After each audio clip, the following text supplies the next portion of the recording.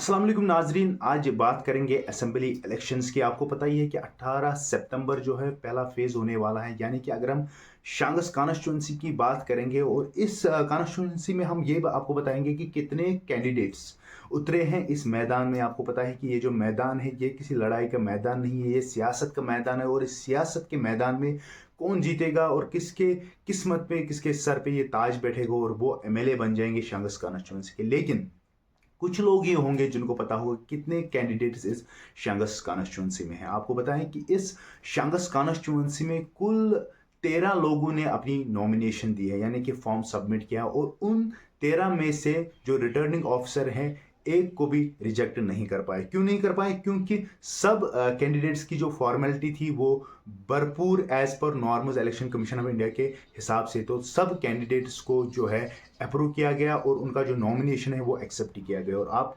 आज आपके सामने वही बात रखेंगे कि कितने कैंडिडेट्स हैं, ताकि आप लोगों को भी पता चले कि इस कॉन्स्टिट्यूंसी में जितने भी वोटर्स हैं उनको भी ये पता चले कि कौन कौन उनके कैंडिडेट्स हैं और किस किस पार्टी से वो वाबस्ता रखते हैं। तो उम्मीद करता हूं कि आप इस वीडियो को ज़्यादा से ज़्यादा शेयर करें, ताकि जितने भी वोटर्स हैं वो देखें उनके कैंडिडेट्स कौन है और किस पार्टी के कौन कौन से कैंडिडेट्स हैं। हाँ, कुछ बड़ी बड़ी पार्टीज़ हैं जिनके कैंडिडेट्स लोगों को पता है, लेकिन अक्सर सभी जितने भी कैंडिडेट्स हैं 13 के 13 कैंडिडेट्स हैं वो आप लोगों को नहीं पता होंगे। आज एक बाय एक, वन बाय वन आपके सामने उनका पूरा डिटेल रखेंगे। सबसे पहले आता है अब्दुल मजीद खान। ये एक यंग यूथ लड़का है जिसने भीम सेना की पार्टी जो है ज्वाइन की है।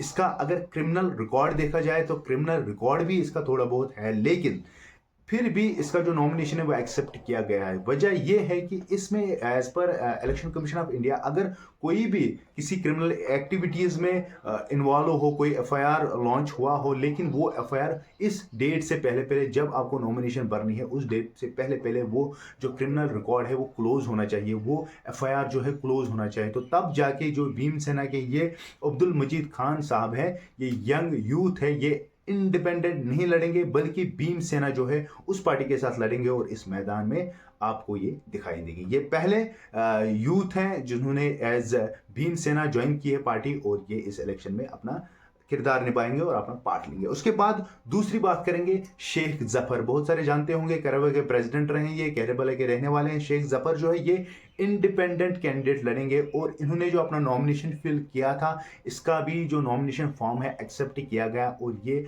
हमारे सेकंड नंबर पे आपके चुनावी कैंडिडेट होंगे शांगस कॉन्स्टिट्यूंसी। उसके बाद रियाज मजीद जो है ये भी इंडिपेंडेंट इस मैदान में रहेंगे। इसका कोई किसी भी पार्टी के साथ नहीं है, ये इंडिपेंडेंट कैंडिडेट आपके सामने रहेंगे। और इसका जो क्रिमिनल रिकॉर्ड अगर देखा जाए इसका नील है, कोई क्रिमिनल रिकॉर्ड नहीं। उसके बाद इरशाद अहमद मलिक जो गुबारपोला के रहने वाले हैं, वो नेशनल लोकतांत्रिक पार्टी जो है उससे वाबस्ता है। उस पार्टी का मैंडेट लेके इस पॉलिटिकल मैदान जो है, पॉलिटिकल जंग जो है, इसमें ये भाग लेंगे। और ये आते हैं 4 नंबर पर। और 5वें नंबर पर हम आता है इम्तियाज अहमद। इम्तियाज अहमद जो है ये भी इंडिपेंडेंट कैंडिडेट है। ये अपनी सीट जो है इंडिपेंडेंट कैंडिडेट की हैसियत से लड़ेंगे और इस मैदान में ये भी आपको दिखाई देंगे। उसके बाद 6ठे नंबर पे रूफ अहमद पडर। ये भी इंडिपेंडेंट है और इनका कोई भी क्रिमिनल रिकॉर्ड नहीं है, ये भी एज ए इंडिपेंडेंट लड़ेंगे शांगस कॉन्स्टिट्यूंसी की जगह। उसके बाद 7वें नंबर पे हैं वीर जी सरफ सर। जो वीर जी सरफ साहब हैं वो बीजेपी के कैंडिडेट होंगे शांगस कॉन्स्टिट्यूंसी ईस्ट की तरफ से, और इनका भी कोई क्रिमिनल रिकॉर्ड नहीं है, कोई एफआईआर नहीं है, तो इनका भी जो नॉमिनेशन है वो एक्सेप्ट किया गया। उसके बाद 8वें नंबर पर है परिजान राही। परिजान राही जो है ये भी इंडिपेंडेंट है। ये इंडिपेंडेंट अपनी जो सीट है इंडिपेंडेंट के लिए इन्होंने नॉमिनेशन भरा और इनका जो नॉमिनेशन है वो भी एक्सेप्ट हुआ। उसके बाद है रियाज अहमद खान, जो एडवोकेट रियाज अहमद खान के नाम से जाने जाते हैं, शांगस के रहने वाले, आपको पता ही होगा, नेशनल कॉन्फ्रेंस के कैंडिडेट होंगे।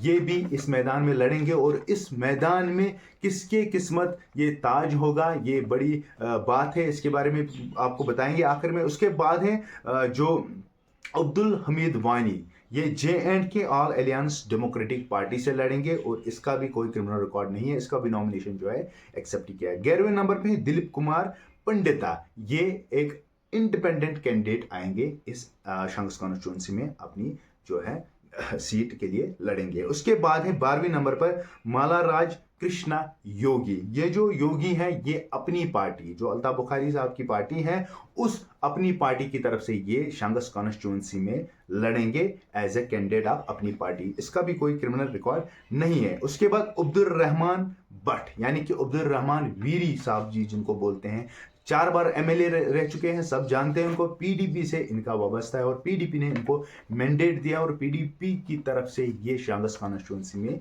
लड़ेंगे। लेकिन बात सवाल ये अक्सर हर एक इंसान के जहन में होगा कि यार ये सीट जो है शांगस कॉन्स्टिट्यूंसी कौन लेगा।